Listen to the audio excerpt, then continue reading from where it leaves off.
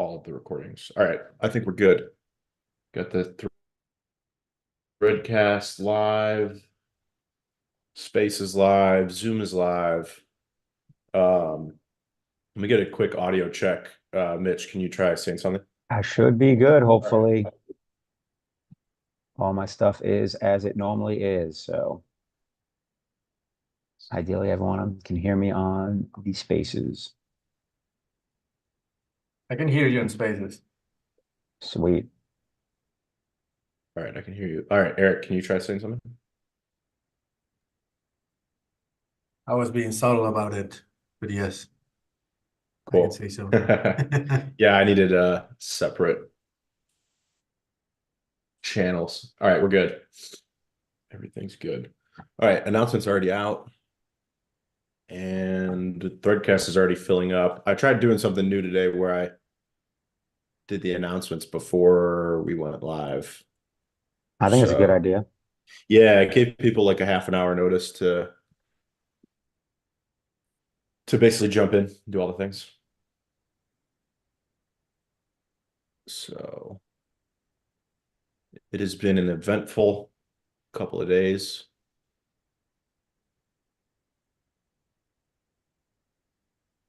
All right. Everyone says we're good audio wise. Cool. Let's get rolling. Um, so I would say like the first piece of news we could dig into, because well, I guess Ben's already asking about the dashboard. Let's do the dashboard first. So we did some updates to the dashboard, the INLEO dashboard. So if you guys haven't seen that, it's if you click the More button on the left side menu, and then click Dashboard, you can view a dashboard that basically has some different analytics about your account. And many of you already know that you can delegate to Leo.voter, and there's different delegation tiers if you do so. And we added some new tiers and then also just updated the whole UI framework for it as well. So that is now live. So if you go to the dashboard, you can actually see which tier you're in, and they go up to 5. So there's 5 different tiers for delegators.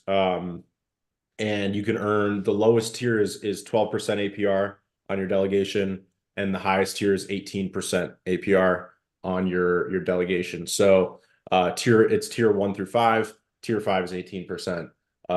And so people are asking how to get to tier 5. And the dashboard basically has all the buttons, everything you need to do so. So to be tier 5, I won't go through all the tiers. I'll just say tier 1 is if you just delegate and don't do anything else. Tier 5 is if you delegate high power, you are a premium subscriber, and you are two more things, and you're choosing staked rewards, and then you're also proxying Leo.voter for governance voting. So if you do those 4 things, delegate high power, be premium, choose the staked option, and choose to proxy Leo.voter, then you are tier 5. So that is the short answer of how to get there. Um, so um, yeah, that's basically the gist of it. And if you are it's something to note that I saw a couple people asking about too is if you unstake Leo, then you automatically are kicked out of staked and back into liquid for 3 months. So if you choose staked, but then you unstake Leo, then obviously it's going to kick you to liquid. And there's basically a 3-month cooldown from your last unstake of Leo. So if you're powering down Leo, then you obviously can't receive the tier for staked rewards. I think that's pretty obvious. But yeah, so if you have chosen staked and then suddenly it says liquid, now you know the reason why. So I saw some people saying that there was some white noise. So I muted Mitch in the spaces temporarily. But Mitch, when you talk, you can just unmute. But I think that there was some people were saying there was a bunch of white noise for some reason echoing. Um, Don't know. Don't have anything going on. Pretty quiet on my front. Well, we'll see if they keep saying anything. Um, Yeah, and what else do we got? So that's basically it on the dashboard. yeah, Oh, go ahead, what Eric. I wanted to say was that, so the way I see things right now, and this is going to be a small rant, but you know, projects have these inflation and have these tokens to incentivize certain actions, right? So what these tiers are doing is, okay, in Leo and LeoDex, the company behind these two frontends, we want to achieve adoption in both platforms, which will bring more users to Hive. So what we're basically doing with these delegation tiers is saying, hey, we want to achieve this, and we can only do it with your support and with your delegated tokens or with your proxy votes, etc., etc. So this is just the way that INLEO and LeoDex are pushing the way we want adoption to come from. So if you, as a user, like what we're doing and how the plans we have are unfolding, then you should definitely delegate more high power and also proxy Leo.voter as your governance voter. So I really like where this idea is going with the tiers. So hopefully more people will jump in. Yeah, and the whole idea with tiers is really to give incentives to things that benefit the long-term success of Leo as an ecosystem and as a project. So, when you look at the tiers and how they work, and you wonder about the value proposition there. Obviously the value prop for a end user is that a lot of people aren't active in terms of upvoting content on the blockchain. So, manually curating is a full-time job. It's very difficult to do. We actually have 3 different people that curate manually with the Leo.voter account, and we manually curate all the content that's created from INLEO.io. So it's a ton of work to do all that curation, and that's kind of one of the value prop for delegating to Leo.voter is that you don't have to do the manual curation, and you can trust that Leo.voter is doing it in a way that is beneficial to the long-term health of both Leo and the Hive ecosystem at large. And the beautiful thing about blockchain versus something like a Web2 ecosystem is that you can see all of this stuff transparently on the blockchain. So by introducing these tiers, you're able to delegate the power to Leo.voter to make these decisions on a day-to-day basis. And then for you, as a delegator, you can choose to track Leo.voter's activities. And if you start disagreeing with whatever's happening, then all you have to do is unvote or unstake and undelegate. And that is the beauty of DPoS, delegated proof of stake. And it expands, whether it's looking at governance or looking at upvote curation.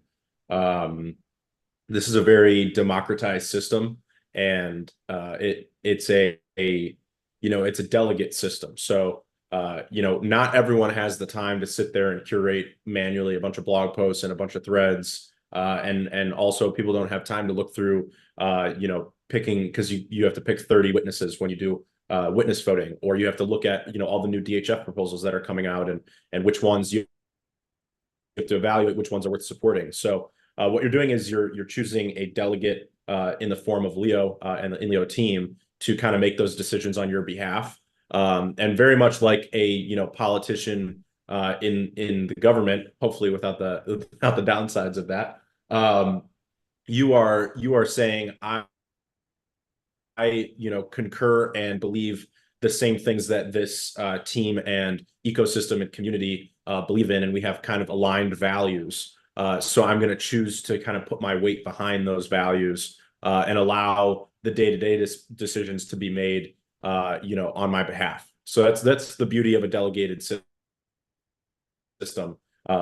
and these tiers really just introduce a way to monetize that. So instead of just delegating and not getting anything in exchange, you're actually, monetizing your stake in the Hive blockchain in order to generate yield, but also be aligned with whatever decisions are being made. So,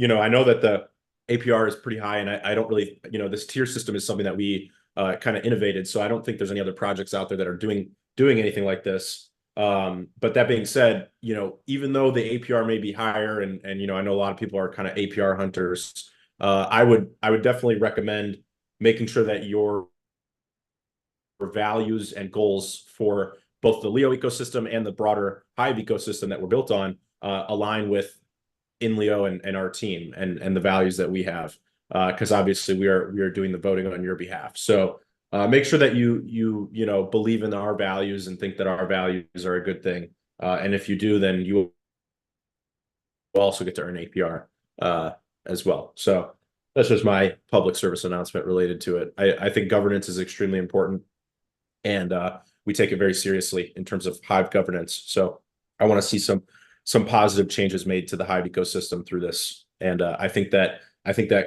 collaborating and bringing this power together is a great way to do that.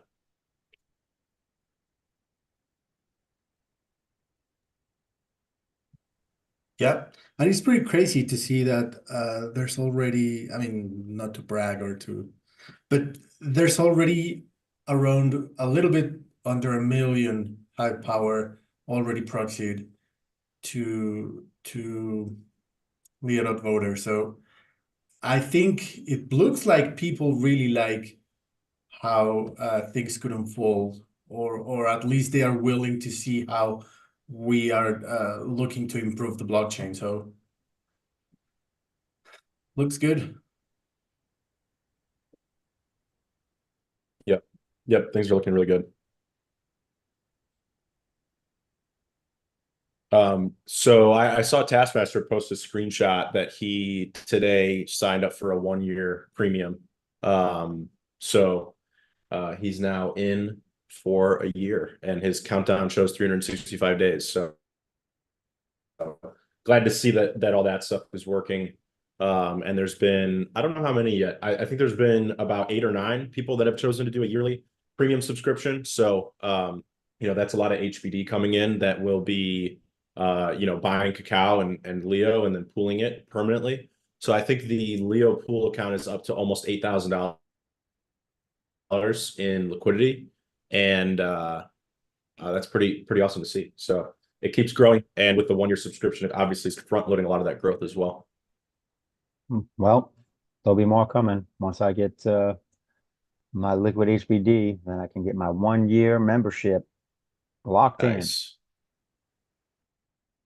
Yep. And the 1-year membership is a 16% discount. So I saw some people asking about that. You basically get 2 months for free when you subscribe for a year. So in and don't have to think about it every month. exactly. I think the biggest value proposition, maybe we should honestly list it as a feature, that the biggest value proposition is that you no longer have to renew every month manually.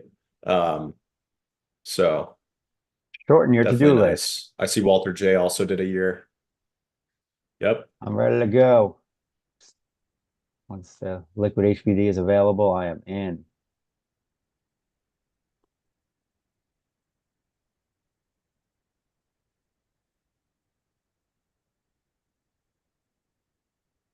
So are we ready Sweet. to So jump into like Leo Dex / Leo staking / yeah. collateralizing topics?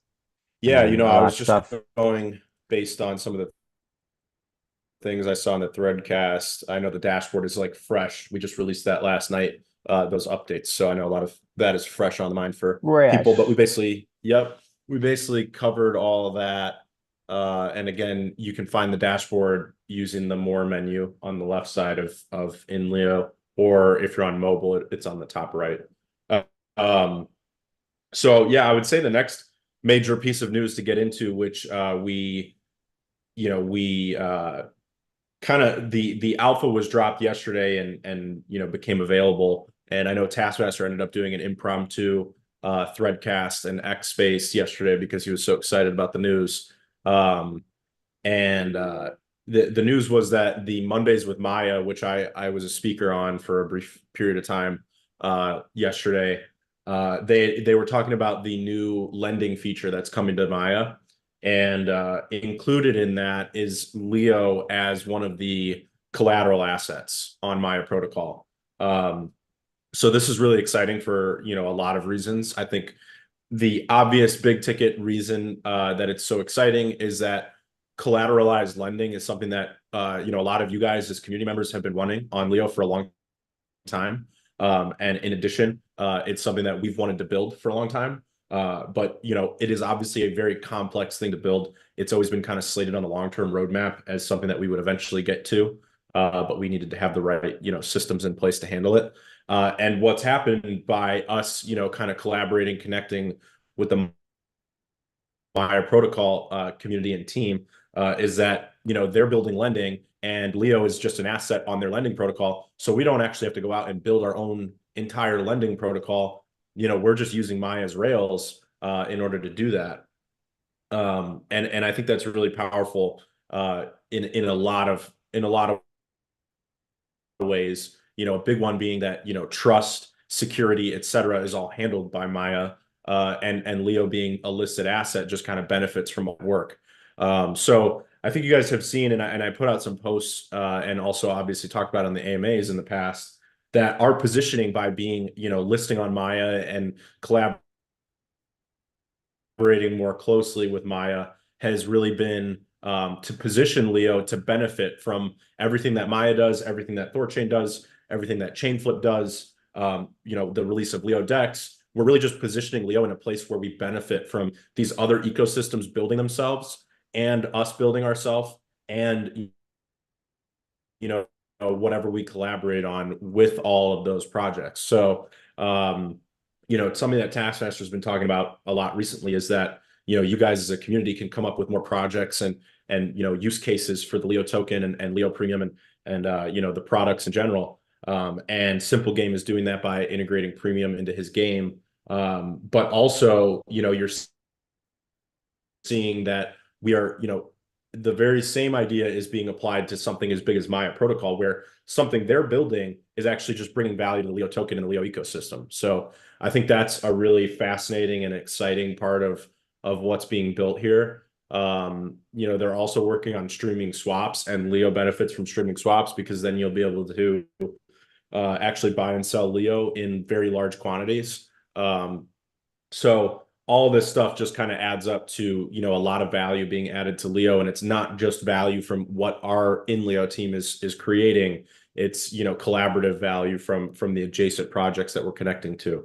So I'm excited about that. And I'm obviously excited. And I talked on tasks space yesterday about some of this stuff, but I'm excited for all the various financial use cases that will be available, in terms of what we can build with the collateralized loans. So, there's a lot of use cases that we can build into Leo Dex as a product. And then there's also a lot of use cases that you guys as users will come up with. So, I was talking about how I use Bitcoin collateralized lending and have used it for years, to do things like pay bills or get liquidity for other projects, et cetera, by putting my Bitcoin in and then taking a loan against it. So that's going to be one pretty obvious use case for the Leo lending. And then, there's going to be plenty of other use cases. Like you could basically use it as leverage. You could take out a loan and then buy more Leo, and then now you have a leveraged, long position on Leo. So some really interesting strategies will be created and utilized once this stuff is fully released. Yeah, the first thing that I thought of when I was listening to the Mondays with Maya Space yesterday was that Eric, I think you're mute on the space.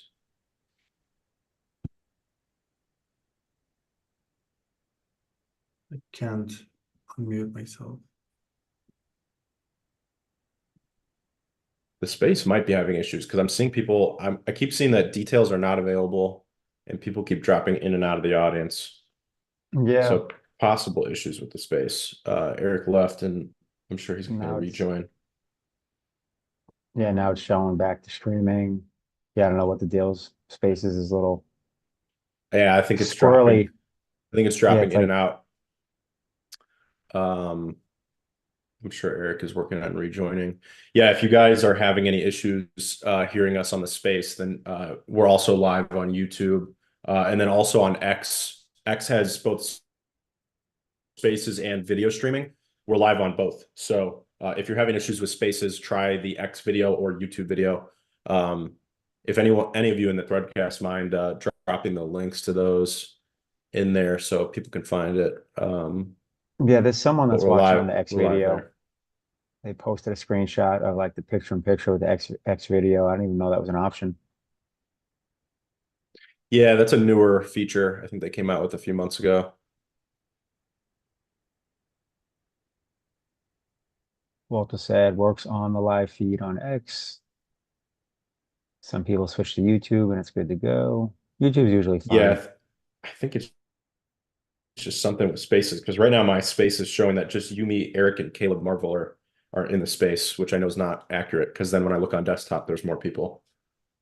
Yeah, I've So watched like yeah, on that this it's just been people completely dropping off, but yeah, I don't know. some people may have shot over to YouTube. Can you hear me But now? yeah, Oh, I great. mean Yeah. I can hear you through Zoom or Nice. Spaces actually. Okay. Yeah, that's weird. I was uh, it was weird to see how there was no listeners. So I guess that my Yeah, the space on my end was glitching. I think it's bugged. Yeah, I think it's bugged. Yeah. I was just gonna say that the first thing that came to my mind when I was listening to the my Mondays with Maya space was that the fact that they are providing this for every token that has a liquidity pool on Maya protocol means that anything they build it for their ecosystem in general and not just for the cacao token.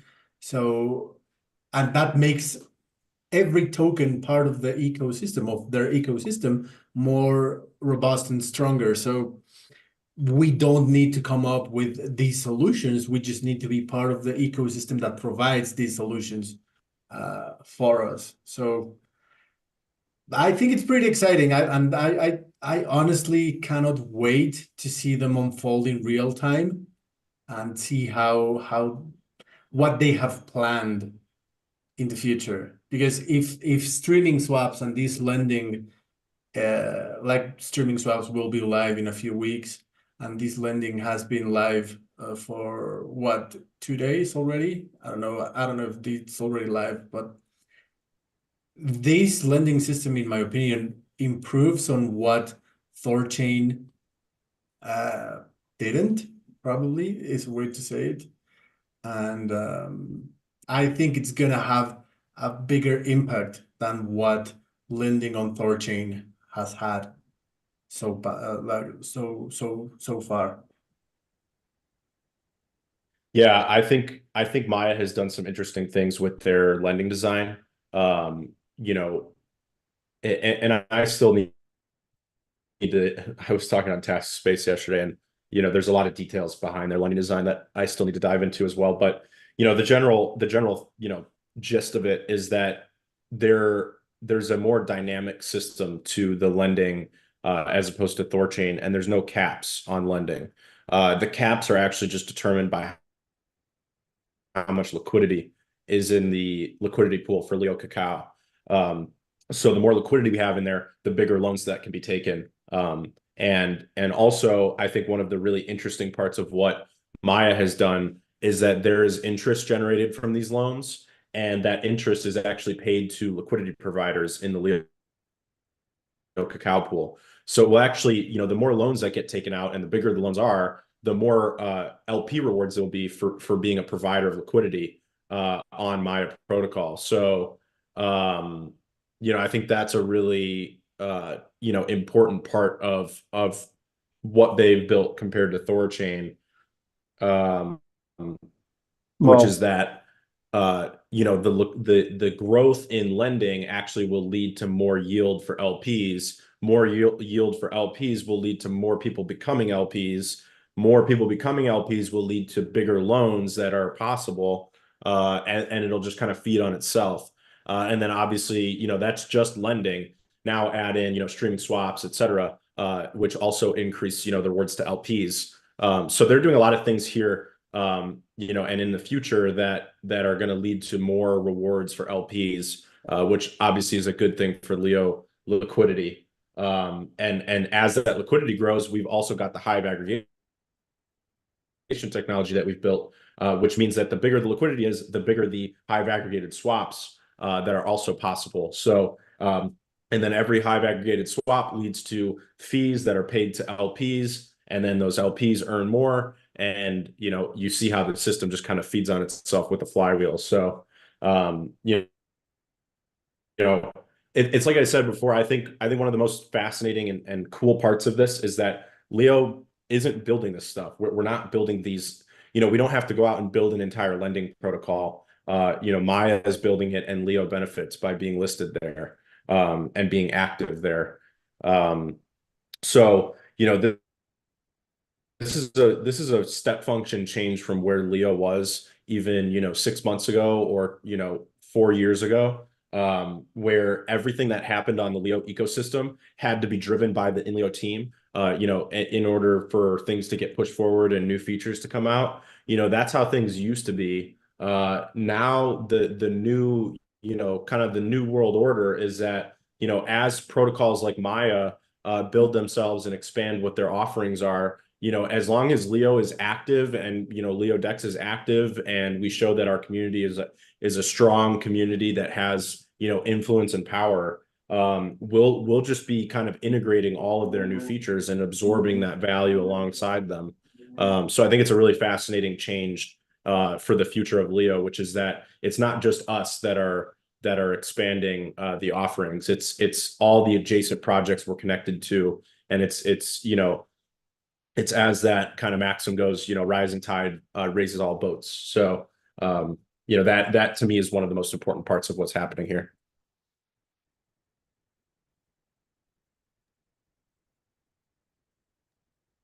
To jump into some details, and I'm curious about this too. I saw a Tokenized Society that asked how the APR is determined on the collateralized loans on Maya. How the what works? How the APR is determined for the collateralized loans on Maya. Yeah, like I said, I need to dive into the intricate details of it, but I know that it is a dynamic system based on liquidity, total liquidity on Maya, and the loans that have been taken. So I know that there's a lot of dynamics at play, but it's a dynamic interest rate. So the interest rate changes as those dynamics change. Which I mean is similar to the other DeFi protocols. And the same thing with like SummerFi and so on and so on. Yeah, I mean, I think one of the key differences, and I talked about this a little bit on Maya's space yesterday. I think one of the key differences that I'm a fan of is that with MakerDAO being an example, the interest rate is actually set by the DAO. And it's just by the whim of the DAO. They can kind of decide whatever interest rate they want, and it just changes based on that, on those votes. And you compare that to something like what Maya is doing, and the interest rate is actually a programmable, it's a programmable interest rate. So that if the loan size doubles, across the whole protocol, then the interest rate is going to double. And that's not exactly how it works. I'm just using that as an example that, that X plus Y equals Z. Like it is a very clear mathematical thing that you can predict and rely on, which is kind of the whole thesis behind Bitcoin. If you want to get to a more fundamental level of what crypto is and what it's meant to be, it's programmable money. And what I like about what Maya is doing is that it's a programmable system where everything is clearly laid out for you to see and predict and rely on. as opposed to something like MakerDAO, where it's like, yeah, if the DAO decides to raise the interest rate to 17.5% tomorrow, then we just have to sit here and take it, and we don't really have an option.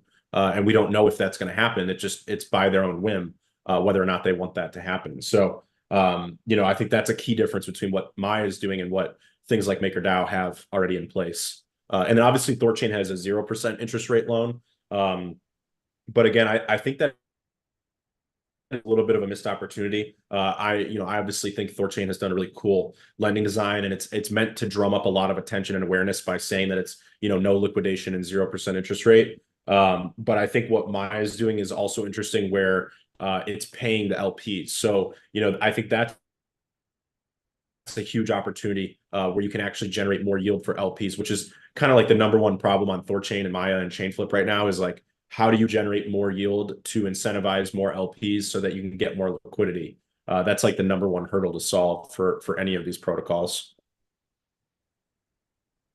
Taskmaster said we need to add more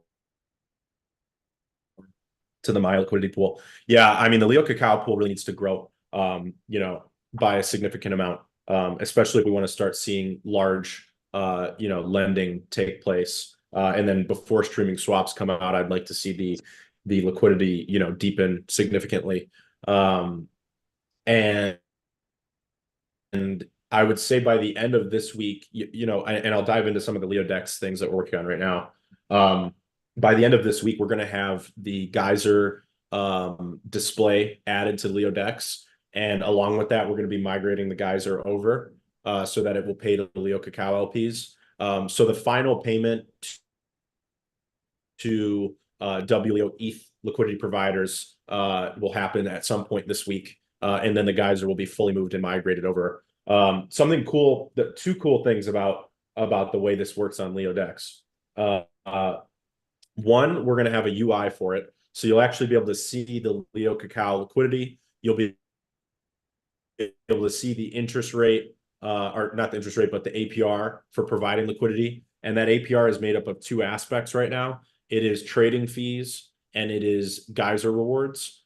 So you'll be able to see the total APR for providing Leo Cacao liquidity. And then we're also going to add a chart. I don't think this is going to be live at launch, but we'll add it over time. There's going to be a chart where you'll be able to see your specific liquidity position and how it's increased and performed over time. So we're going to add that as well. So there's that cool aspect where you've now got a UI for the Geyser. And then the second aspect is that the Geyser rewards will actually deploy directly into the liquidity pool, as opposed to how it works now, where it just airdrops Leo to all the WLEO ETH liquidity providers on the Hive blockchain. This will actually move the Leo over to over to Arbitrum, and then it will deploy it into the Maya liquidity pool, so the Leo Cacao liquidity pool, and it will just automatically aggregate in all the LPs positions on Maya protocol. So basically, as an LP, you won't have to do anything. It'll just auto compound all those rewards for you. And then if at some point you want to withdraw liquidity or withdraw some amount of some percentage of the liquidity you're providing, you'll just withdraw it, and then you assume all of those rewards that you've earned in the previous lifetime of your position. So I think those two changes, having a UI and having it auto compound, are going to be really a really valuable change, and I think it's going to lead to a lot more liquidity in the Leo Cacao pool. So my goal at launch was actually to get to $250,000 in the Leo Cacao liquidity pool. And I definitely have been a little bit disappointed in terms of the adoption rate of the liquidity there. We're at about 110K right now. And I would say that, I probably have over 80% of that liquidity. And then I know there's only a handful of other people who have provided significant liquidity in there. So, I definitely want to see that grow to 250K. And then from there, obviously like $1 million plus would be a solid goal for us as an ecosystem. So you got to remember that every dollar of liquidity in there increases the potential size of Hive aggregated swaps, which ultimately leads to a lot of value capture for the Leo token, because for every dollar that's swapped on the Hive aggregator, the Leo token actually captures value in two different ways. It captures affiliate fees on Leo decks, and it captures the Arbitrum Leo fees as well. So and those are just kind of like the two clear-cut ways that it generates value. There's other ways that it generates value as well, through Leo Pool and trading fees, etc. So it is it's something that we keep talking about the flywheel, but it's something that's very real, and you'll see it grow as it kind of picks up momentum. Cal, think about like how the collateralized loans is almost like the finishing of the flywheel loophole, so to speak, or the wheel itself, because you know, you mentioned you'll be able to borrow against your pooled assets, like whatever you put up in terms of Leo Cacao. So now not only are people in a position to, like, let's say you want to leverage your Leo, instead of like, all right, the only way I can essentially, get dividends or benefits, so to speak, is I'm going to sell some Leo. Let's say, whatever, the coin runs up and it's like, oh, sweet, I'm up a nice chunk. Let me sell a little bit and, lock in some of these, dividends, so to speak, from investing in Leo. Now you don't even have to sell in order to do that. You know what I mean? And I'm almost speaking from like a point of view here. It's just like, you know, I've stacked a good chunk of Leo over the years, and I have a little chunk I keep liquid for whenever the shot happens, so I could theoretically sell some, um, while still holding a large stake. And now it's like, well, sweet, just like with Bitcoin, it's like I don't have to sell any to benefit from that. I can literally just collateralize it. But now it's like not only can I just, you know, leverage that token, I can leverage being part of the pool, which obviously, produces earnings and potentially offsets, the APR I'm paying on the collateralized loans. So, this inherently like relieves selling pressure on the Leo token, because now you can have people that may have sold just because, at the end of the day, we're all living in real life, and sometimes you got to book profits, take some payouts. Now you can do it without selling, right? Like that's been the big focal point when we talk about Bitcoin. It's just like, just stack Bitcoin and never sell it, just borrow against it, because the ability to borrow against it, we talked about this, I think, last week, is going to become easier and easier. And there's going to probably be TradFi even doing it, in the near future, let alone, DeFi, which we already leverage. So it becomes the same environment. So now you get to, like I said, the point of you never even need to sell Leo, even if you need to, cash out and have some, funds to work with. So that is definitely something I'm looking forward to, because now I can just add to the pool and borrow against it, as opposed to, you know, selling Leo. Because, like, listen, I stack Leo, but at the same time, I have some targets where I'm like, all right, when it gets to this price point, I'm taking a little off to, kind of book those gains and, reap some rewards from several years of being involved on this platform. But now you can do that without selling. So that's huge, and I think literally like completes the flywheel. It Yeah, like I it agree. close like literally it does, like it gives you no reason to leave. It just like it's like the ecosystem is almost whole now, so to speak. Yeah, no, I definitely agree. I think that's a really good point that it closes the flywheel loop, because at the end of the day, unless your belief in Leo as an asset in the long run changes and you no longer believe in it, there's really no reason to sell it. You'll just be able, it's kind of like Bitcoin, right? Like, I have no desire to sell my Bitcoin. My desire is to just be able to borrow, kind of like the buy borrow die strategy. um I believe that Bitcoin is going to do nothing but go up and to the right, over the next 100 years as an asset. Obviously there's going to be a lot of fluctuations in the meantime, but over long periods of time, it's going to do nothing but go up, because, I believe in it being, a digital asset, store of value. And for something like Leo, obviously, my super biased opinion is that Leo is going to become more and more valuable as time goes on, as the years go by, because we're going to do, we talked about this on, me and Eric talked about this on the space last Wednesday. I'm not going anywhere. So for the foreseeable future, Leo is going to do nothing but improve the product, add new products, find new ways to capture value, bring in new users, bring in new token holders, accelerate the flywheel. That is, in the long run, 5, 10, 20, 50 years from now, Leo is going to do nothing but gain more and more value. So why would I go out and want to sell it? The only reason would be and I'm speaking as like a user, I may need liquidity because, maybe, I break my foot and I need to get surgery, or maybe, I need a new car, or, XYZ expense comes up that I wasn't predicting, or I want to make an investment in something else. With collateralized lending, I'll never have to actually sell the Leo. I can just put it up in the collateralized lending protocol and then borrow against it, and then use that liquidity to, pay for whatever I need to pay for. And my Leo remains there and it grows in value. And then as it grows in value, then I can pay down the loan. And Nifty kind of talked about that yesterday on Task Space as well. Eric actually came up with a really good idea that he DM'd to me. After we found out about the collateralized lending stuff. Eric, do you want to talk about that a little bit?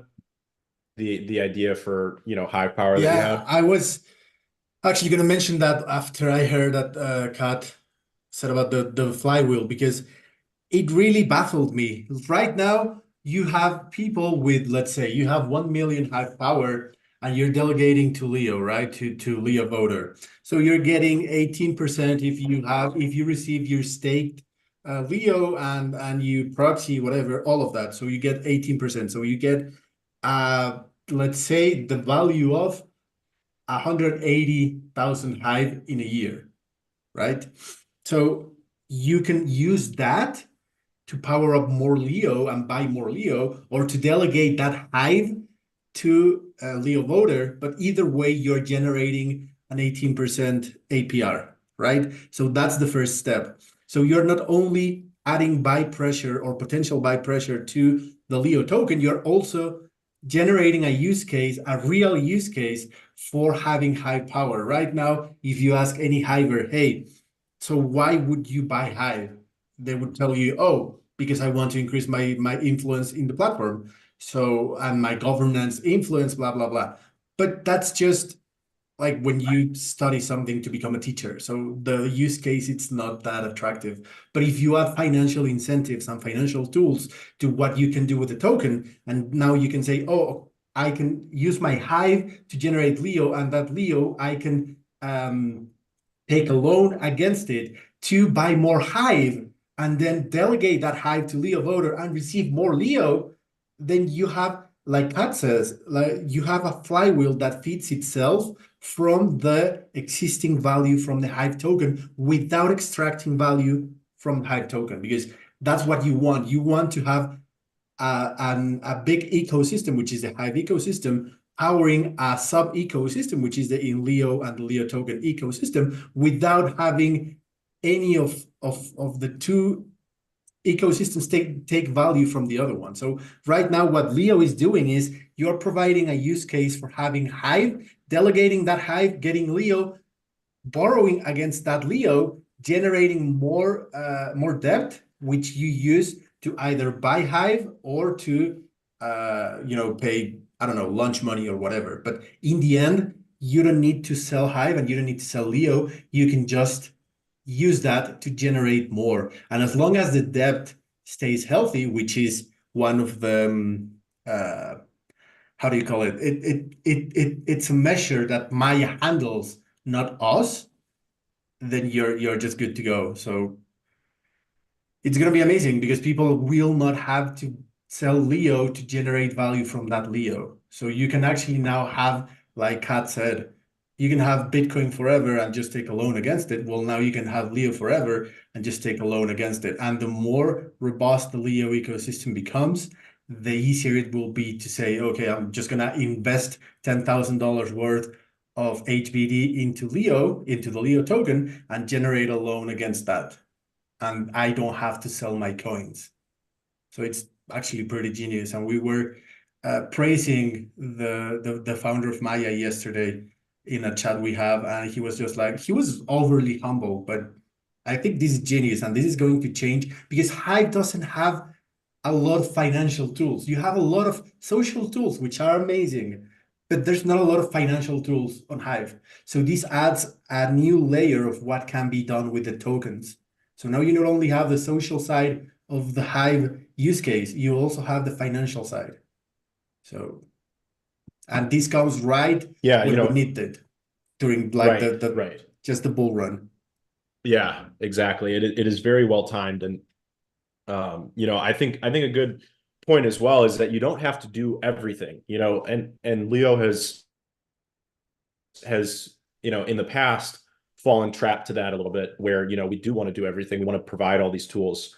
But I think something that we've learned is that, we can start collaborating more intricately with ecosystems like Maya, and we don't have to build every single piece of the puzzle by ourselves. We can work with other teams, and we can, benefit from their, their productivity and their genius, designs. And that's something that I think is really powerful for Hive, which is that, Hive is an incredible L1 base layer technology, for social apps specifically, and especially for social apps. And that doesn't mean that, Hive shouldn't have any rails to financial tools. It just means that as an L1, it's really good at what it does. And then all it takes is someone building on top of it, to bring a lot more value. So, when you look at something like LeoDex and what we built, we've basically connected, the Hive L1 social features, and innovations with the Maya protocol L1 social features, or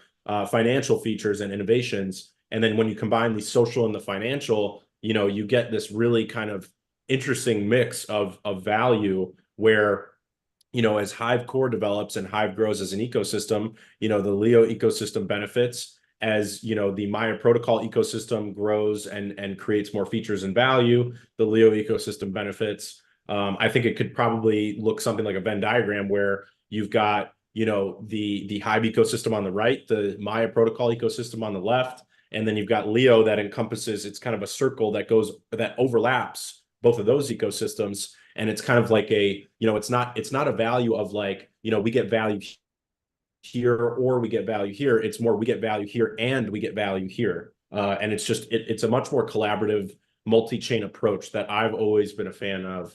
And I think the collateralized lending is just kind of like the latest, notch in the belt for that.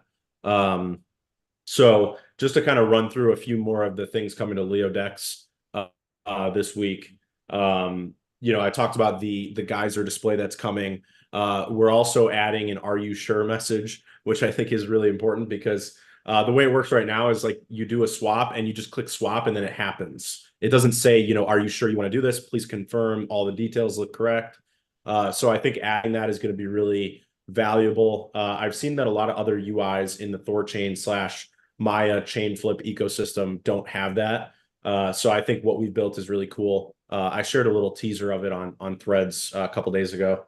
So that's coming this week. We're also going to separate the slippage and the fees display on LeoDex for Hive swap specifically. I've seen a lot of confusion about the fees because if you put in like a $10,000 swap from Hive to Bitcoin, for example, you'll see that the fees say that it's like $4,000 worth of fees.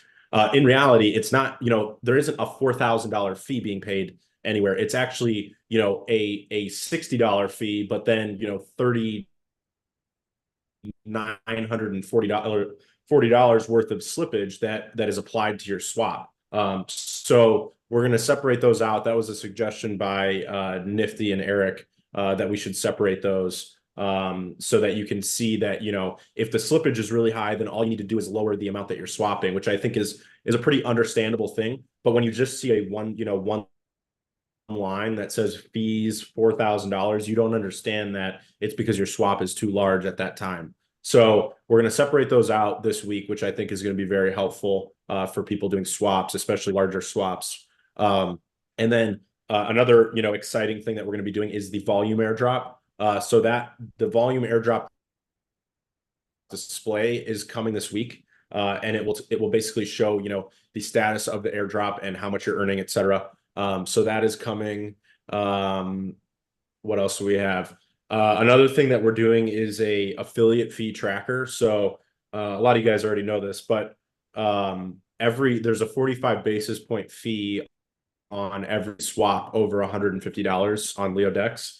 And that 45 basis point fee gets paid to the LeoDex affiliate address. And then every time that affiliate address fills up to $500, so every $500 worth of affiliate fees that's collected, it buys Leo with half of it, so $250 buys Leo, and then the other $250 is already cacao, and then it pools the Leo and cacao, the total $500 permanently into the Leo cacao liquidity pool. So it creates permanent liquidity. So the cool thing that we're building right now is actually a display that shows you. This is something that I'm kind of borrowing from ThorSwap. It's going to be like a little bar, and it'll show you the status of the current like $500 round. So like right now we're at right now if you look at the affiliate address, it's at like $400. So it will actually show you that it's like 400 out of $500, and if it collects another $100,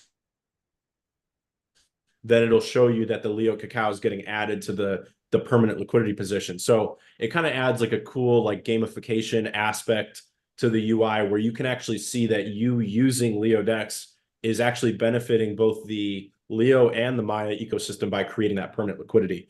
So I think that piece of gamification is going to be really cool.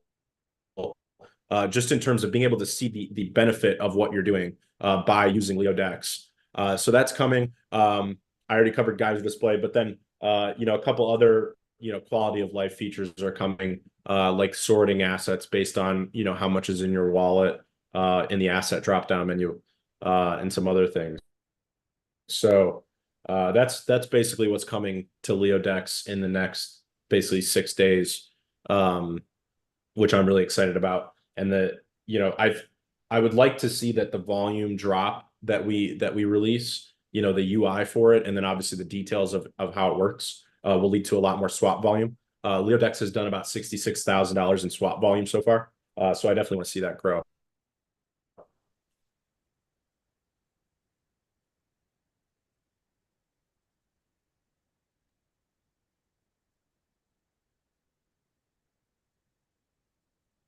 I mean, Hey, go ahead, go Eric, me and you ahead. were like delayed on the. We were like, oh yeah, I got to hit on mute.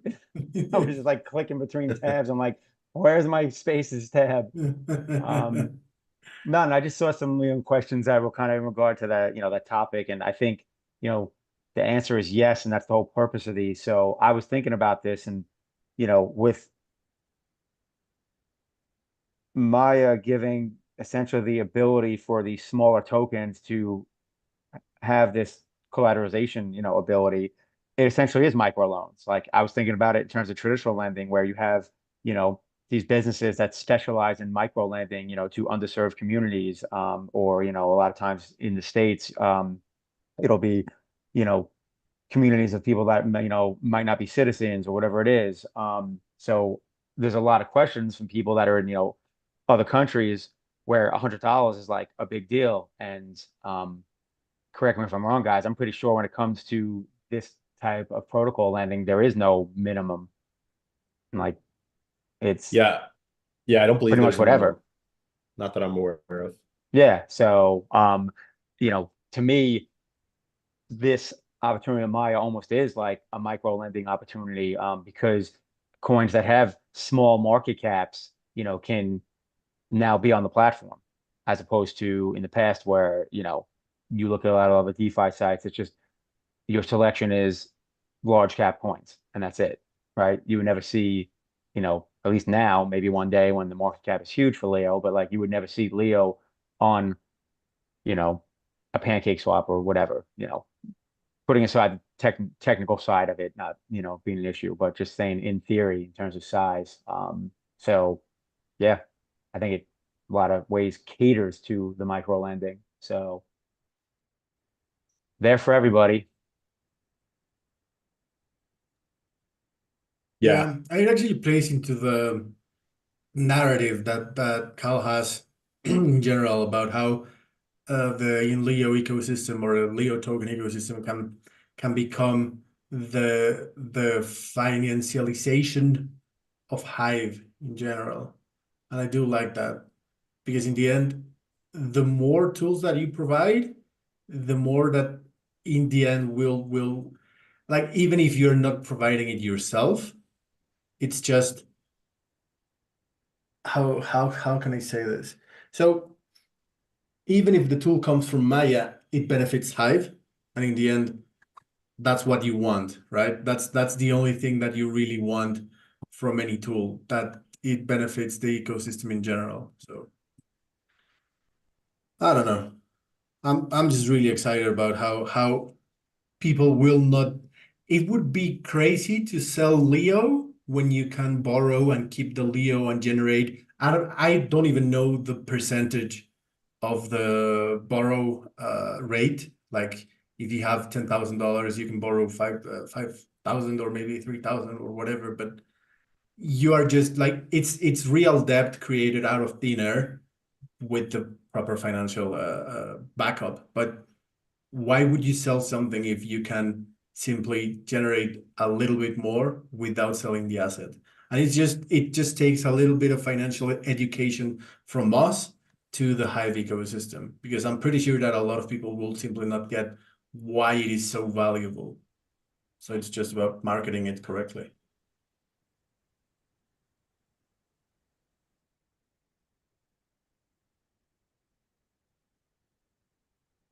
I got kicked out of. Okay, now I'm back. I got kicked out of the space for some reason, but spaces are not cooperating. No, Spaces is being quite squirrely today.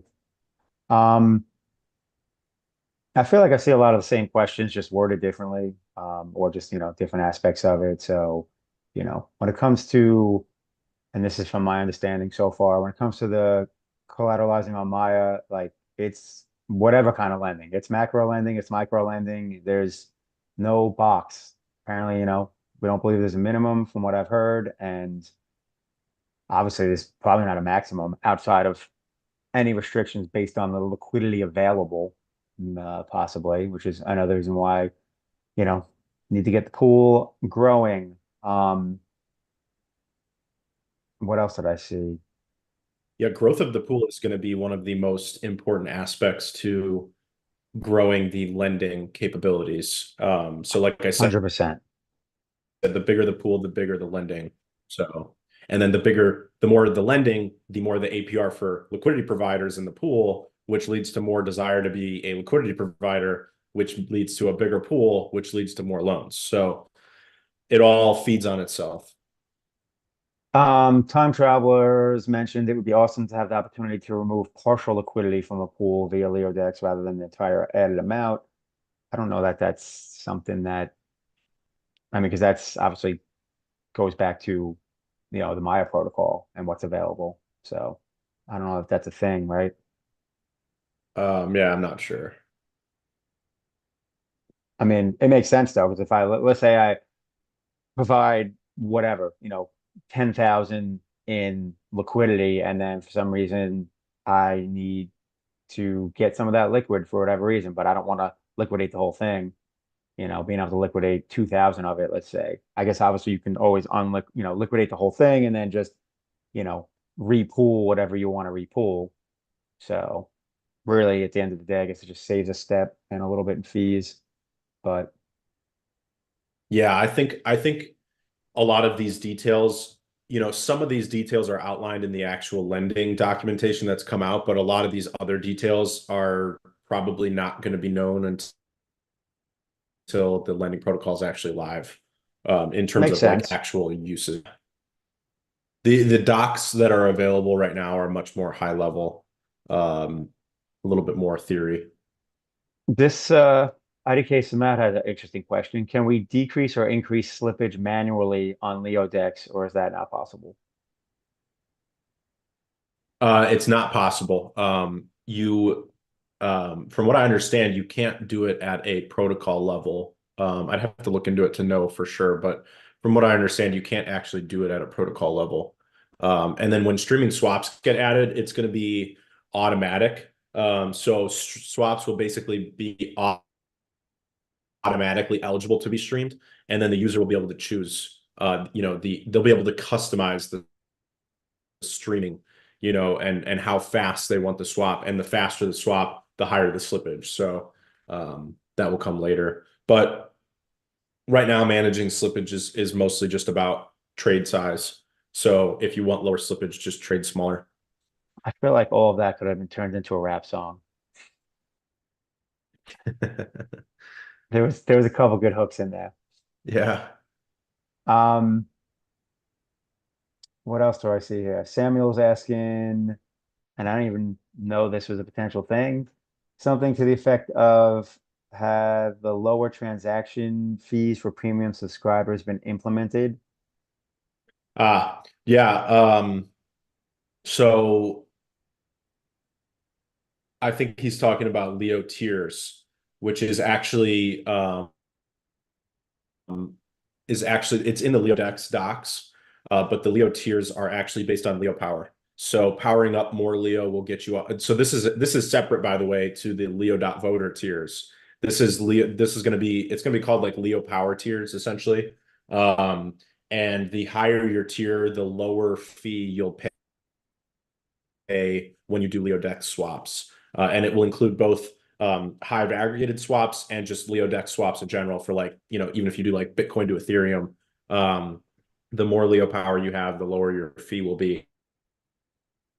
And that's kind of based also on the Thor swap model, if you guys are familiar with it, which is if you have their token staked in various amounts, then you get lower fees. So, for example, like if you had 10,000 Leo power staked, the 45 basis point fee might be 25 basis points. Or if you have 100,000 power staked, you may have a 0.1% fee on your swaps. So essentially, the more Leo you stake, the better fee, the better fees you'll get in terms of pricing. But that's not ready yet. I think it'll be ready by the end of this quarter, hopefully. It requires some pretty intricate work from us from an API standpoint, because what you're doing is you're actually pulling data from the Hive blockchain and then making a change on the Maya protocol layer, because you have to pull someone's Leo power stake from Hive and then apply it on LeoDex. So it is a little bit complicated, but I do think we'll have it by the end of the quarter, or at least have it in testing. I see Grat, Graat, says he's new to the AMA. What's the AMA all about? Trying to join the Threadcast, but can't seem to locate it. Well, you're commenting in the Threadcast, so I think you've made it. So yeah, a Threadcast is essentially a live chat room feature that we built. It's really useful for streams, like what we're doing now, where people can, it's kind of like, my vision of it is that it's kind of like a twitch.tv, live stream chat. And that's kind of the vision of what it's meant to be, where, streamers or, live events can be, discussed in real time. So it basically brings threads to one real-time container. So that's what a Threadcast is. And the INLEO AMA is basically where it is the INLEO AMA, aka the When Soon Show, where you guys ask us questions and then we answer them, and then also talk about all the updates in the Leo ecosystem and all the things that are happening. And by the way, all of this reminded me that I didn't change my background for the show, so that's kind of embarrassing now that we are over an hour in and I didn't even realize it. The ultimate when. The ultimate when background. When background. Oh my God. Threadcast is moving too fast. I just lost the question that I saw. Oh, to shift gears and talk a little bit about INLEO UI. Tokenized said, I noticed my lists are gone. Are they still being migrated, and will it be restored soon? Yeah, so if you guys were using the UI last week, you know that we had, a really tough week in terms of infrastructure. So we had to actually migrate a bunch of our servers and a lot of our data. So, we're still in the process of migrating that. So far nothing has been permanently lost in terms of data. That being said, we had some corrupted drives at the data center. And we have a couple different data centers, but this one, I believe this one's in Germany. So they're moving our drives, but some of them got corrupted. So we had to actually reinstall on a completely brand new server, which kind of sucks. So we're still waiting to find out if we're going to be able to recover all of the data. So the bad news is if we can't recover the data, then lists and bookmarks are gone.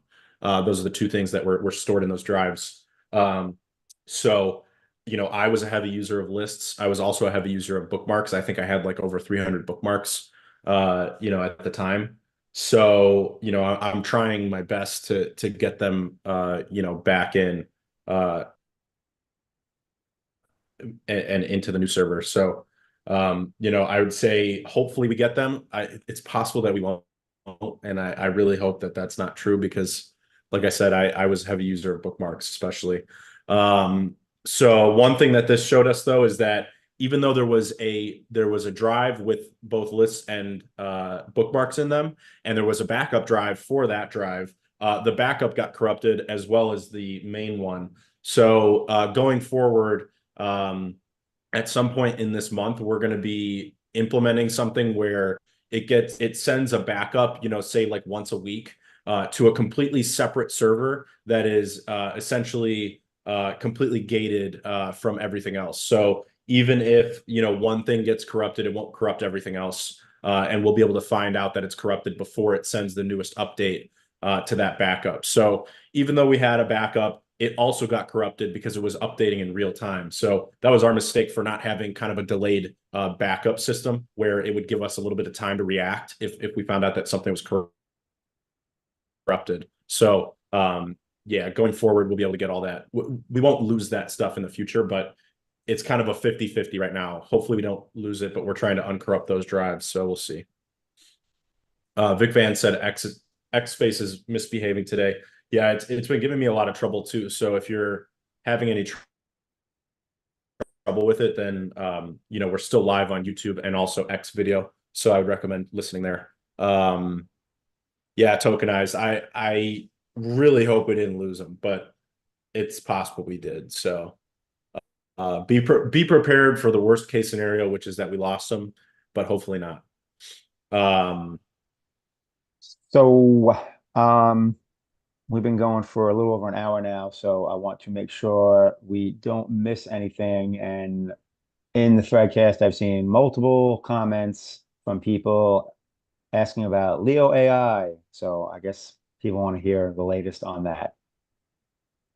Yeah, LeoAI is obviously one of those big exciting leaps in terms of what we're innovating.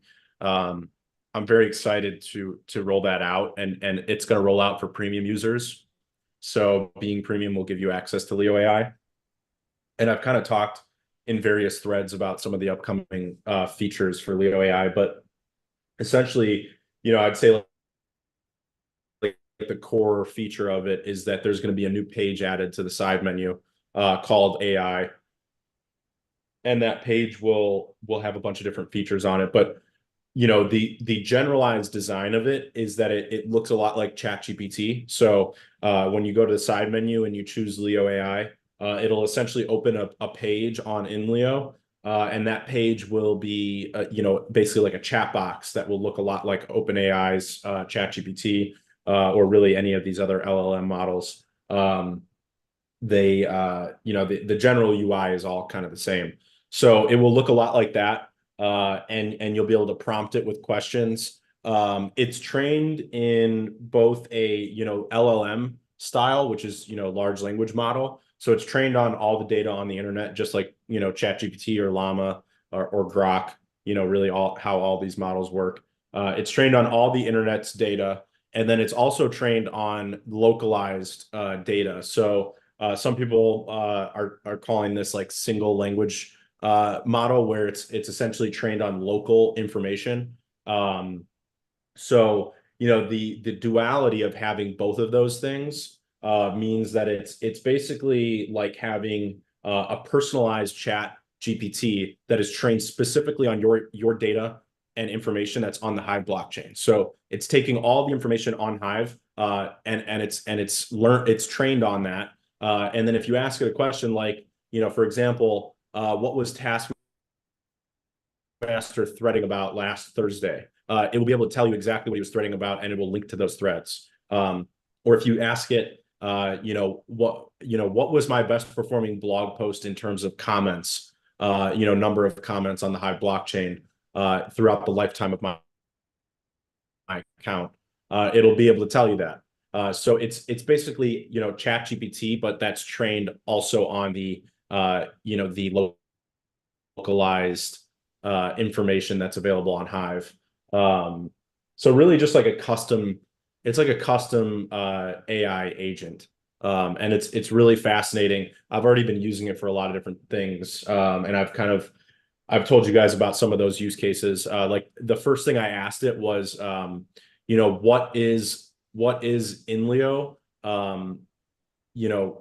I basically asked it, what is INLEO from the perspective of a user of the platform, and it literally like gave an answer that was completely like as if one of you guys were explaining to me what INLEO was. Versus if you Google what INLEO is, it'll give you like one of those really generalized answers. INLEO is a social media tokenized platform.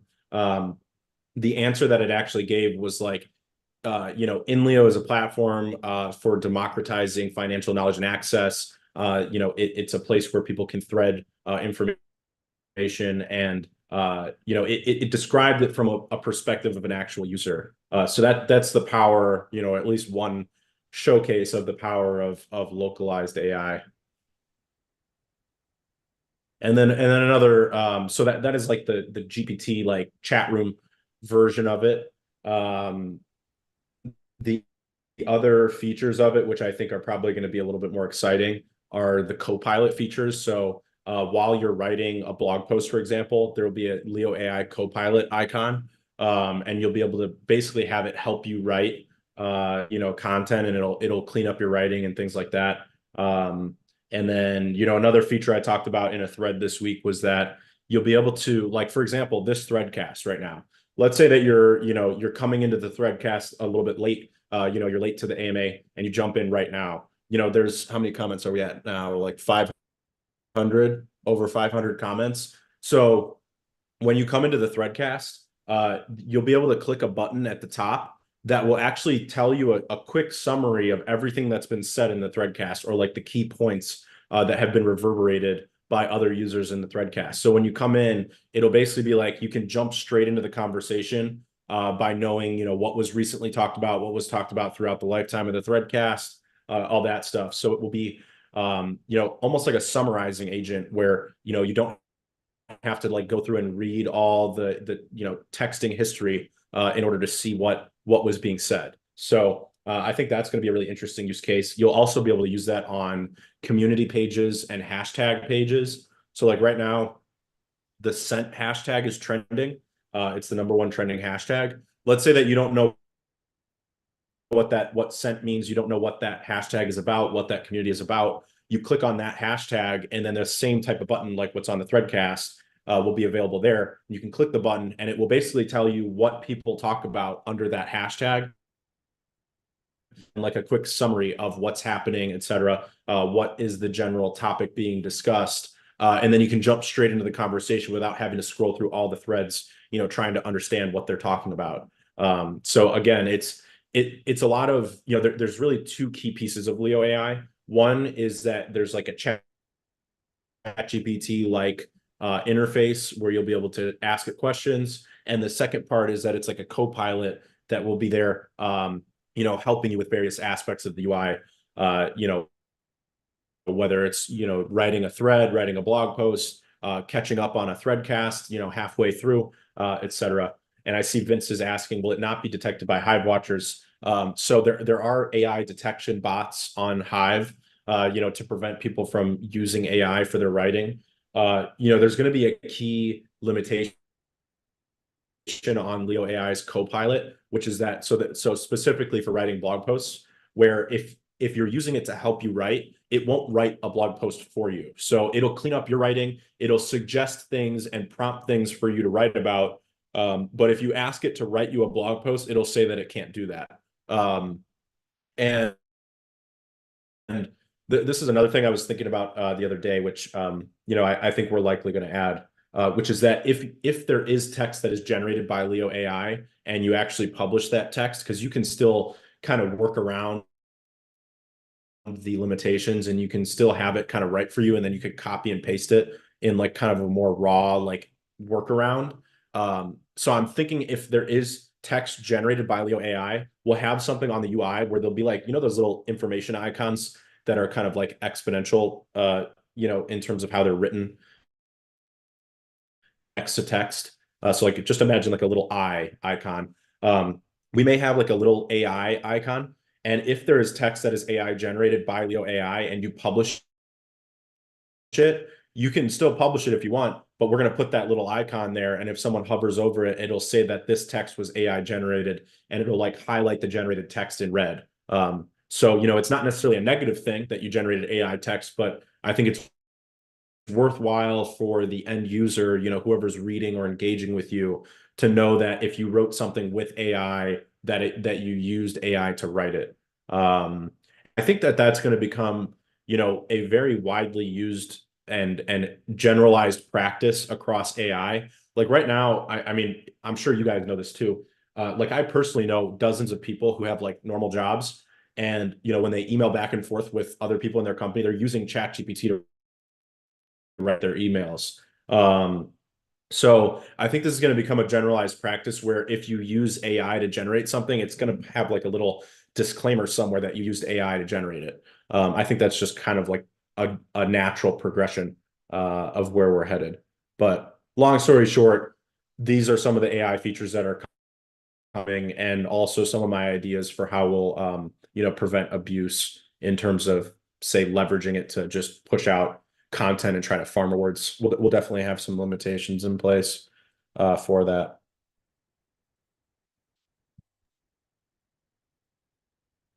Yeah, what Sammy says is on point. He says that the AI is an assistant, not a writer for you. So yeah, I mean, the AI is not supposed to replace your brain. It's just there to aid you with your daily stuff going on, like just like GPT, but more INLEO specialized, or that works directly in the INLEO platform. So The mm, AI is there to lead you towards idiocracy sooner. yeah. Yeah. Yeah, and the AI is already live, and a lot of you guys already know this because I've posted screenshots and stuff, but the AI is already real-time trained on threads. So like every thread you guys make right now, the AI reads. So the learning model part of it is already live. What we haven't built yet is the UI to use it. So we're doing our own testing with it, but eventually we'll push that UI into beta and you guys will be able to start using it. Godfish had a good suggestion, which we could definitely add a button for on Threadcasts. And there's going to be a lot of, I think what's really cool is that AI is kind of like, adding Leo AI is kind of like adding threads to the UI, where, you build in like this kind of core feature, and then on top of it, you can add all sorts of layers. So, with AI, we'll be able to add a lot of new features to the UI, across different aspects. And Godfish just had a good suggestion, which is, we could have a button on Threadcast where you can ask the AI to separate questions from comments. So, like for example, right now we're scrolling, we're looking for, questions, and unless you guys put like in bold text that you're like specifically asking a question, we actually have to just like read through every single thread and determine which one is a question and which one is just, general engagement and a comment. So imagine that right now, we have the AI Copilot open and we ask it to separate out the questions from the comments so that we can quickly find questions to answer. That would be a really cool use case for it on a Threadcast. So you can just see that there's just like, I mean, limitless potential in terms of what we can build once this AI is in place.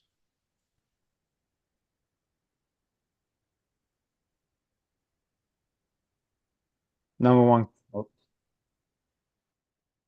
Oh, Taskmaster, how often do you retrain the AI? The AI is trained in real time. So like you asking that question right now, if I ask the AI right now, what was the last thread from Taskmaster, it would most likely say the exact thread you just posted. And it may have a small delay, but by a few minutes. So Be like Task. He's brainwashing the AI to be on his side. I mean, in theory, you could actually do that if you have a lot of accounts pushing something. Oh no, no, no, because you actually have like the Leo AI, it's going to have the threads or the INLEO feedback, but also the outside feedback, and it's going to compare those two, right? So even if in threads you have that, I don't know, that Brazil won the World Cup, if the outside internet says that England won the World Cup, then it will compare and said, okay, so Thread says this, but the internet says this. So, or something exactly. like that, right? Yeah, exactly. So it would say something like, on INLEO threads, Brazil, it is said by users that Brazil won the World Cup. However, I also found, if you use ChatGPT, you're pretty familiar with how it does this, where it says how I also found conflicting information that they didn't win, and the XYZ news sites claim something different than what's being said on threads. So yeah, it's if you have an AI that's solely trained on local data, you definitely could trick it into doing into doing and saying a lot of things that potentially are inaccurate. The larger the data set, so the larger the vector space for the AI that you create, the less susceptible it is to manipulation. So, like I said, we're building an agent on top of other LLMs, and that agent is trained on local data and what the LLM is trained on. And I think that combination is really important, because otherwise you could really trick it into just being completely inaccurate. So it is very important to have it trained on as much data as possible, essentially. Nice, yeah. So, Ahmad, I know you said that there's no tricking the AI. Will Skip TV Ads is asking, will the AI feature have image generation? I don't think so. This is only text-based AGI, right? Because the image generation is completely different kind of AI. Yeah, right now currently it doesn't have image generation. But that being said, we've seen a lot of recent innovation with Llama and other open source AI models, and it's possible that we'll be able to integrate image generation, if not directly into the same model. We'll be able to have, like, on chat, if you guys use ChatGPT, you know that you can switch between different models. So if it's not built into the normal model, it could come in a new model later on. So this is a whole new product. Like, you look at, INLEO, and you look at Premium, and then you look at like Leo Dex is like a whole new product where we have a value capture there. LEOAI is like a whole new product. It's like, OpenAI is generating some ridiculous amount of revenue from ChatGPT Premium subscribers. Now just imagine with LEOAI, all of the value we can capture and generate as well. I'm also planning to open up Leo AI, and have an API similar to how OpenAI does it, where we have an API that people can tap into other projects on Hive and pay with credits. So, for example, they'll buy credits, like 1,000 credits at a time, for example, and each credit gets used, for different queries, and then they'll pay for those credits, and that value accrual will go to the Leo token. And we'll probably most likely have it integrated into Leo Pool, which just same thing as Premium revenue, takes that revenue, buys Leo and Cacao, and pools it permanently. We'll probably have a very similar setup for API connections, so that other projects can actually tap into Leo AI on Hive.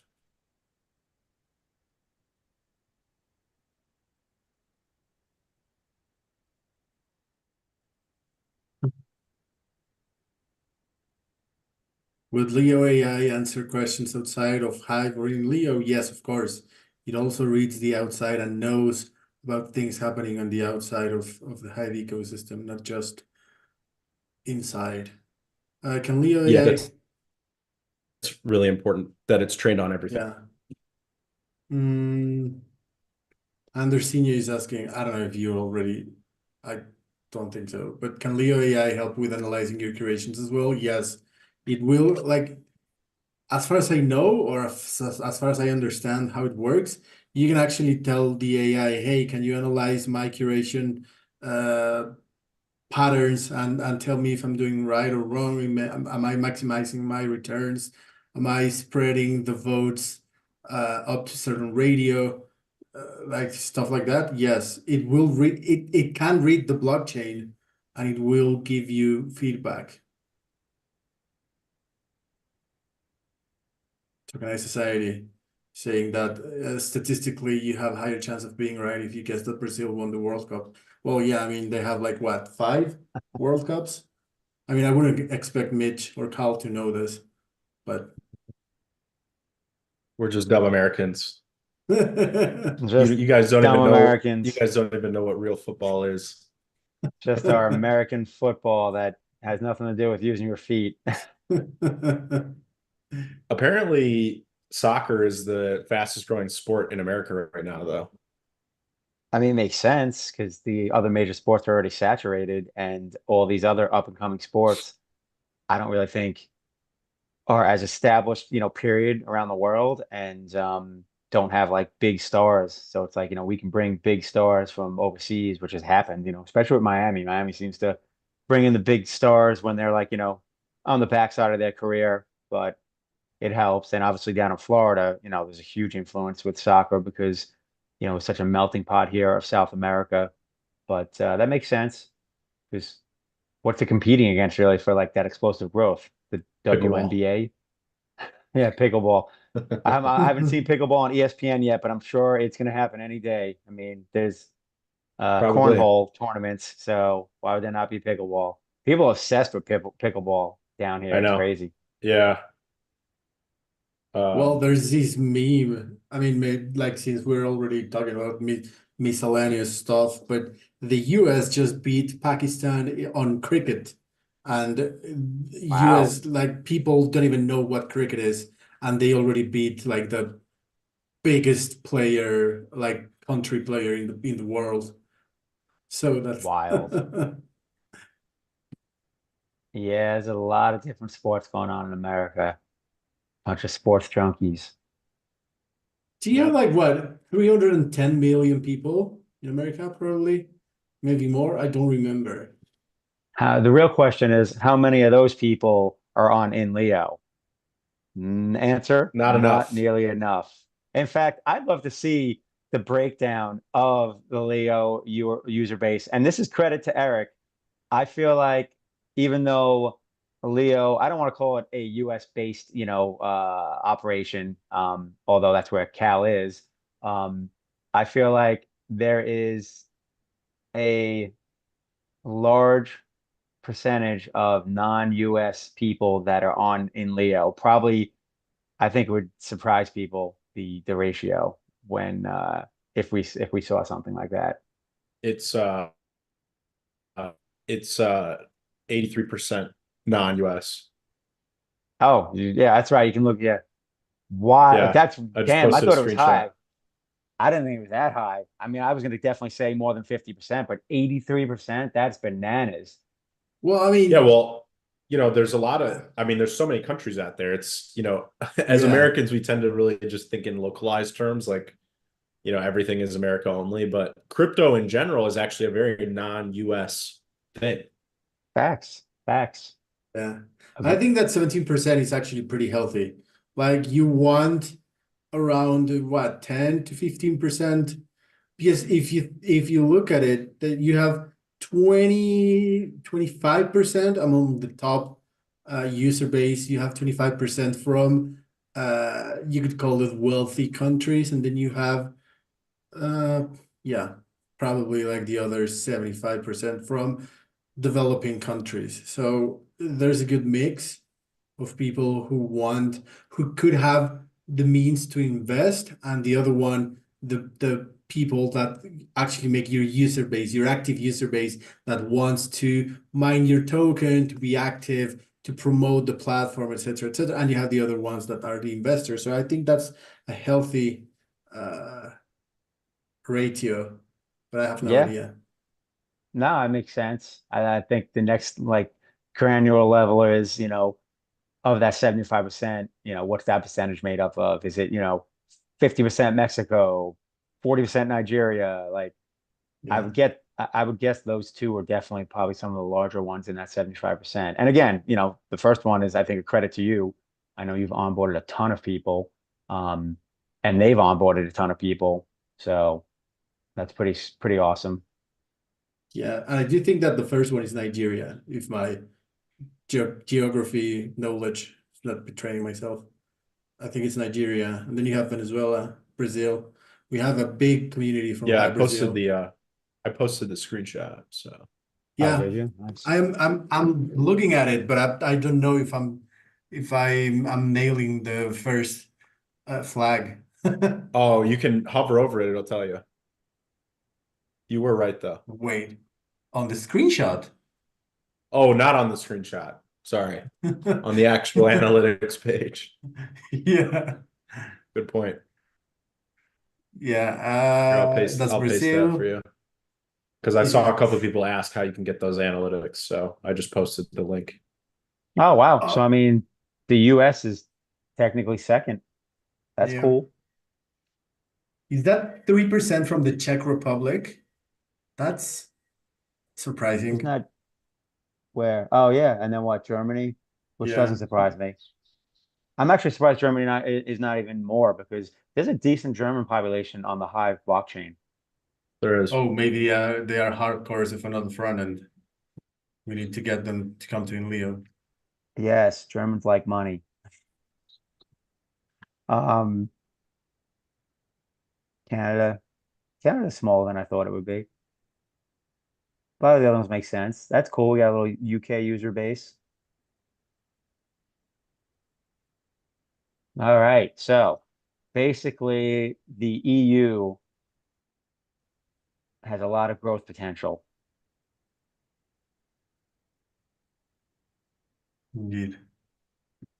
There's a lot of Yeah. missing countries, but you got UK and Germany at 3%, and then all the countries in between those Wait, it's are not on the board.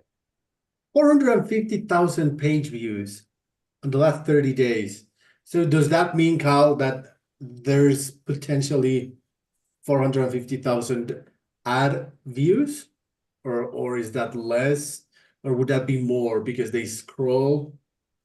Potentially it could be more, right? It's more, yeah. That would be that would be like the minimum. Okay, and That would be let's the say, minimum. yeah. Which is why we actually dropped Google AdSense because they were paying us like pennies on the dollar, even though we have, I mean, if you plug in our page views and estimate how much we should earn in ad revenue, we were earning like 1/1000th, probably even less than what we should have been earning. Um, and I'm not entirely sure why they were essentially throttling our stats, and I'm not really sure why that is. Yeah. But these stats are pretty attractive. Like for example, if I went and tell like as in Leo team member, I went and said to a project, a crypto project, hey, we have 500,000 views, page views. Do you want to have a dedicated ad space for you, for your project, for whatever? This would actually be, I think it's feasible to bring people in. Yeah. I've been really focused on just driving page views and attention in general, but what I think is going to be one of the next steps for us in terms of value capture is going to be adding the Leo ads platform where you can make custom ads, direct sale ads. So that's going to be a feature that I'm going to try to push forward to add in July, I think. And then it's going to be up to us, the community, as well as the team, Eric, I'm sure I'm going to be pushing you to be driving some ad sales, but we're going to have to drive some projects to the ad platform and show them, how much traffic we have and then sell them on ad space. So we're gonna have to really work hard on that. But I just dropped a screenshot of the 3-month stats, which I think would be a great thing to show to potential, ad buyers. In the last 3 months, we had over 200,000 visitors, 1.3 million page views. So, and it's been growing in terms of page views, it's been growing pretty steadily over time. So, these stats are a lot juicier than they were, say, 1 year ago, for example. Yeah. Nice. More responsibilities. Yeah. Nah, but yeah, Yeah, I mean, I definitely it's I want to get this ad platform live and really start pushing yeah, it and I mean soon. it makes a lot more sense because you could actually have like multi-month deals with projects, and then you can tell them, hey, so X amount of impressions for X amount of months, X amount of money, and that's it. And then just like premium, like yearly premium, you don't have to worry about getting a new client for a while. So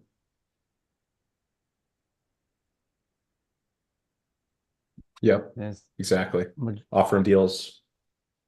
yeah, I mean, it's legit numbers up there. So I think also, you know, potentially and probably maybe even better off, people that are advertising, outside of the US or globally, Yeah, since Leo's reach is more global than it is US based. 100%. Yeah, and speaking of new features, I just dropped a thread in the Threadcast with some of the things that we're adding this week, just so I can kind of run through them a little bit more quickly, since we're already pushing an hour and a half. Um, so a couple key things that we're adding. There's going to be a new upvote animation, which I think will make it's definitely a quality of life thing. Right now, if you upvote, it basically is just gray and then it turns green or turns whatever color your theme is, once your upvote gets pushed through. I tend to use green a lot, like that color theme. We're also adding the ability to schedule posts. We actually already had this, but it just didn't work very well.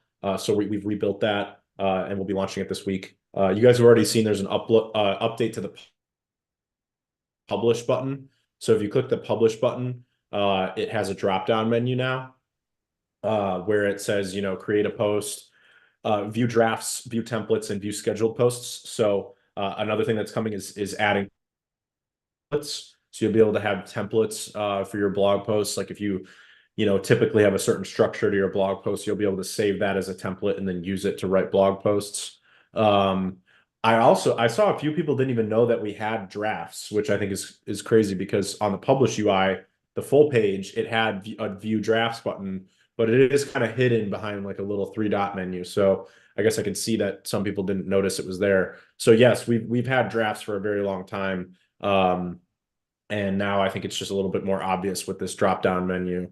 So definitely a big quality of life feature there. We're also going to be adding I told Task yesterday that I would have some news in this AMA that he would like. Among all the other news, we also are adding 3Speak long form and 3Speak shorts to the UI. So this has been on the roadmap for a really long time. We actually were going to add it a long time ago, and then we ended up rolling it back because it just had a lot of bugs. But we are pushing it in the next week with a bunch of fixes. So that will be live likely this week. Where you can do long form on the /publish page videos, and then you'll be able to do shorts directly from threads. So you'll be able to record and post directly from a thread.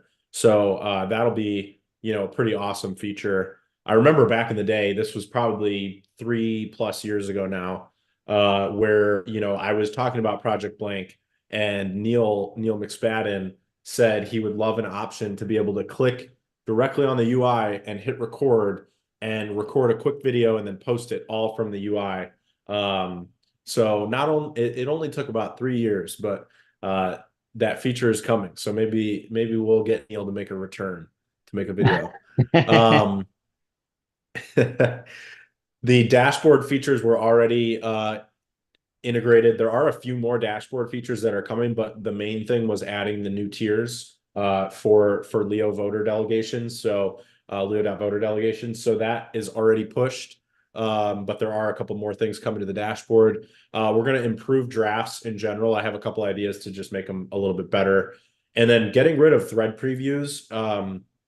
If you look on X, when you make a tweet or a post, now is what they call it, when you make a post on X, there actually isn't a preview. It just shows you what it would look like directly in the editor.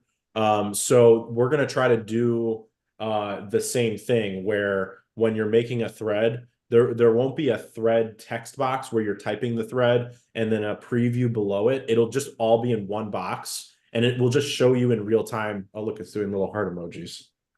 It'll just show you in real time. It's doing something on Zoom. Look at that. Look at that. It'll just show you in real time that there you go. It'll show you in real time the what the thread is going to look like after you post it. So there's no need. The preview is kind of redundant. It's like a redundant 2006 type of feature. So it's time we get rid of that and improve it. Thumb up work? I don't think that works. Does You think it would? We're gonna look so ridiculous. I know the heart one works. Yeah, I was just fooling a little bit Or like around with, miming. I don't know, like some. Any final words? We're creeping up on 2 p.m. funny. Eastern. Yeah, we covered a lot of ground. Cover everything I wanted to cover, I think. LEOAI, LEODEX, collateralized lending, INLEO features, LEODEX features, LEODEX volume drop, partnerships we didn't really get into. I guess we'll have to get into that another time, but we've got a couple really exciting partnerships that we're working on. So Eric is grinding on that, working on growing our MAUs. So our goal this month is to hit 1,580 monthly active users. So we're really pushing on all fronts to make that happen. So invite your friends, whether they're on Hive or elsewhere, to make at least a thread or a blog post or an upvote and help us hit that target of 1,580 MAUs this month. So that is the goal there. And then, yeah, I don't know if you guys have any closing thoughts in general, or if you want to say a quick word about the market. But we've covered all the LeoVerse updates. Honestly, Wow. about the market, I don't really want to speak about that because my portfolio is officially halved. Now, like I could check right now, I probably would be minus 51%. So Don't make yourself sad today. All the alts gave it all back. exactly, Well, I was just exactly. actually looking at the rune chart and I'm like, oh wow, that was at 11 just a couple months ago. Now it's at 4 and change. It's Yeah. dipped under 5. Hive is actually breaking a key support right now. So hopefully it can hold that level. It's at like 29 cents, I think, right now. Bitcoin is down, but not, right? It's in that same range it's been in, for multiple months now, but it's down today. It's at 66 and change, but it's still net positive because it's still holding that top end range. You know what I mean? It's literally in its top end range. So until it breaks below, it's got to get into the mid 50s before quote unquote things flip bearish, at least in the short term. So I think it all goes back to the same question that we wrap up with every time. When moon? When moon, indeed. Yeah. Well, sooner the liquidity pool gets huge and people can borrow against it and all the things, the sooner the flywheel is larger and larger because it is essentially a snowball as much of it being a flywheel. So we shall call it the snowfly. and let it grow. Henceforth known as the snowfly. The snow wheel. Yeah, I've got some orders in to buy some alts. Definitely picking up a little bit on this dip. I bought a little bit yesterday, which I am a little like slightly regretting Yeah, me today. too. I bought a little Bitcoin over the weekend, a few thousand points higher. Oops. Yeah, I Yeah, thought I was luckily I actually a didn't go all genius. in, but you what? Yeah, I thought it was genius because I bought Rune at 540 or something like that. I mean, that's still a really good price for room. It is still a decent price. I bought it. I bought a bunch at 530. And then I bought some more at 5 just today. I mean, And I just checked one of my orders at 481 just got filled. So yeah, you man, always could buy cat better. cat needs to find some liquid capital to make some purchases. All I got is like Yeah, little luckily I rinky-dink took a little bit money. of profit on the run up in Rune. I wish I took more, obviously. Always hindsight's always 2020, but took a little Yeah, profit and well, I've been sitting on the cash and waiting to buy back in this whole time. nice. Well, we shall see when alt season comes. Everyone says it Yeah. hasn't happened yet. We'll see. I don't think Bitcoin's done. Hopefully it's not. Um, Yeah, Stack dominance is Bitcoin, still 55.5%. yeah, it's up. It's not super high, but it's also definitely up. I mean, that's pretty high. If you look at the historical dominance chart, Well, yeah, because I it's mean, the higher than all-time that. high is 57. So, Yeah. Oh, is it? Wow, I thought it was higher than that.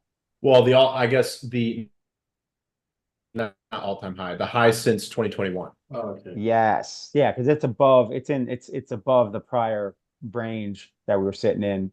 But yeah, I was like, that's definitely not the high. Yeah, no, just the But high yeah, since it's 2021. But I mean, that's when, the rest of the market was kind of at highs. So, yeah, I know 100%. Yeah, we're kind of below that 2020 area, high. And then yeah, we broke out finally above that 50%. It was in that for yeah. a long time. So yeah, we'll see where the dominance tops out in this bull cycle. I don't know that we'll ever see it get back up to 70%. So I think there's a lot of action where it is now, and it kind of already got up to 57 and hit its head. Um, I feel like that 57 area has become a big pivot point from prior dominance, but who knows? We'll have to wait and see Yep, when Bitcoin 100K soon, very solve soon. all problems. When Yeah. Leo dollar solves even more problems. Yeah, I'm excited for this alt season to begin, and I hope the Maya team gets collateralized lending done before, because I think that's going to be pretty. That's going to lead to some dramatic flywheel effects. 100% definitely makes it more enticing to pool your Leo. I mean, obviously, you still have to acquire the cow, but still gives you the opportunity to pool and borrow. Absolutely. Cool deal. Well, Sweet. until next week. Yep. Next Tuesday. Don't forget about the Lions Den this Friday, 1 p.m. Eastern. Chain Chatter tomorrow, noon Eastern. So Wednesday, tomorrow, Chain Chatter, noon Eastern. Um, Lions Den on Friday, 1 Eastern. We are I don't know where who our having, guest is yeah, will be yet, it's but gonna be two guys. Both are Thor chain evangelists, and they are one of them is an ex-banker, and the other one is a Bitcoin maxi. So it's gonna be an interesting story. sweet? Do you guys drop a link to that in like announcements on Discord, or where is it easy for people to find the link yeah, for Chain Chatter? after we jump off of this, we're gonna post we'll schedule the X space and then drop the links in Gotcha. all Perfect. places, Discord announcements and on threads and the X accounts. So you can find the links there Sweet. in hopefully in the next hour or two. Awesome. And then how do people easily find Friday's show with Task? Task, I think usually just posts on the day of. So I would say follow his account on X and Threads, and he'll probably schedule it maybe like the day of, a few hours before or something. I think he typically does. So Cool deal. All right. your Well, eyes open for it. there you have it, folks. Plenty of informative shows each week. All of the shows, all the shows. Sweet. All right, thanks guys. All the We'll catch you wins. guys next AMA then. Yes, sir. Sounds good. See you.